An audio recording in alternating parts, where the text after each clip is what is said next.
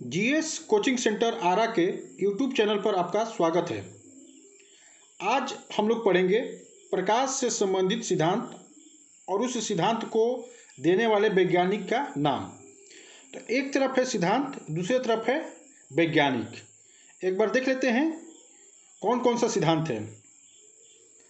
Corpuscular सिद्धांत या कणिका सिद्धांत का प्रतिपादन किया था सर आइजक न्यूटन ने। तरंग सिद्धांत दिया था हाइगेंस ने।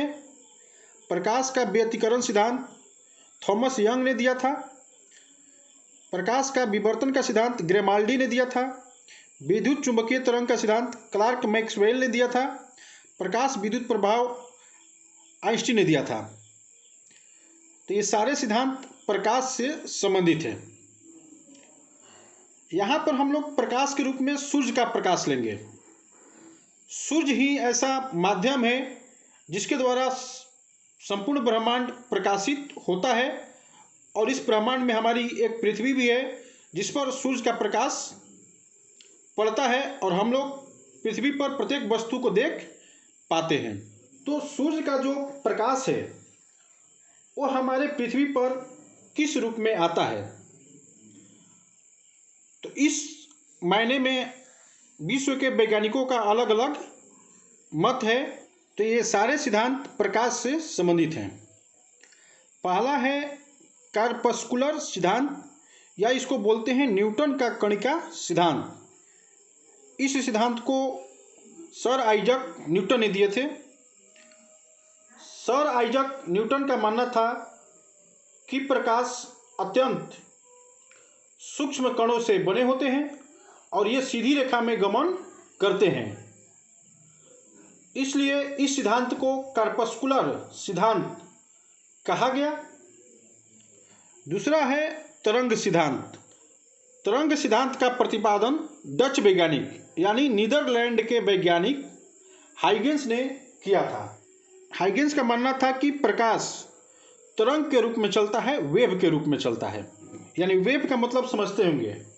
तरंग एक प्रकार का विक्षोभ होता है जो द्रव्य यानी पदार्थ के वास्तविक भौतिक हस्तांतरण के बिना गति करता है। और तरंग हम लोग जानते हैं कितने प्रकार का होता है। तरंग दो प्रकार का होता है, यांत्रिक तरंग और अयांत्रिक तरंग, मैकेनिकल वेव और non mechanical wave. Non mechanical wave को यानी अयांत्रिक तरंग को हम लोग विद्युत चुंबकीय तरंग के नाम से भी जानते हैं। तीसरा है प्रकाश का व्यतिकरण सिद्धांत। इस सिद्धांत को दिया था इंग्लैंड के वैज्ञानिक थॉमस यंग ने। और एक बात आपको जानना जरूरी है कि प्रकाश के तरंग सिद्धांत की पुष्टि प्रकाश के व्यतिकरण और प्रकाश के विवर्तन सिद्धांत से होता है। और ये जब प्रकाश का व्यतिकरण सिद्धांत का प्रतिपादन हो गया और प्रकाश का विवर्तन सिद्धांत का, तब जाकर तरंग सिद्धांत की मान्यता मिली और माना गया कि प्रकाश तरंग के रूप में चलता है। यहाँ व्यतिकरण का इंग्लिश होता है इंटरफेरेंस। व्यतिकरण का इंग्लिश क्या होता है? इंटरफेरेंस। तो जब समान आवृत्ति व समान आयाम की दो प्रकाश तरंगे जो मूलतः एक ही प्रकाश स्रोत से एक ही दिशा में संचरित होती हैं, तो माध्यम के कुछ बिंदु पर प्रकाश की तीव्रता अधिकतम व कुछ बिंदुओं पर प्रकाश की तीव्रता न्यूनतम या शून्य पाई जाती है। अर्थात कुछ बिंदुओं पर प्रकाश अधिकतम होता है और कुछ बिंदुओं पर अंधेरा होता है। आपको इस तरह से समझना है कि साबुन के बुलबुले रंगीन क्यों दिखाई पड़ते हैं। तो साबुन के बुलबुले रंगीन इसलिए दिखाई देते हैं कि उसमें व्यतिकरण की घटना होती है। यानी जब प्रकाश उस बुलबुले पर पड़ता है तो कुछ जगह पर प्रकाश अधिकतम पड़ता है और कुछ जगह पर प्रकाश बिल्कुल शून्य हो जाता है। तो साबुन के बुलबुले रंगीन दिखाई देते हैं व्यतिकरण की घटना के कारण। चौथा है प्रकाश का विवर्तन का सिद्धांत। इस सिद्धांत का प्रतिपादन किया था ग्रेमाल्डी ने। प्रकाश का विवर्तन किसको बोलते हैं? तो विवर्तन को बोलते हैं डिफ्रैक्शन ऑफ लाइट। प्रकाश का विवर्तन मतलब डिफ्रैक्शन ऑफ लाइट। तो प्रकाश का विवर्तन किसको बोलेंगे? तो यदि किसी प्रकाश स्रोत व पर्दे के बीच कोई अपारदर्शी अवरोध रख दिया जाए तो हमें पर्दे पर अवरोध की स्पष्ट छाया दिखलाई पड़ती है। इससे यह प्रतीत होता है कि प्रकाश का संचरण सीधी रेखा में होता है।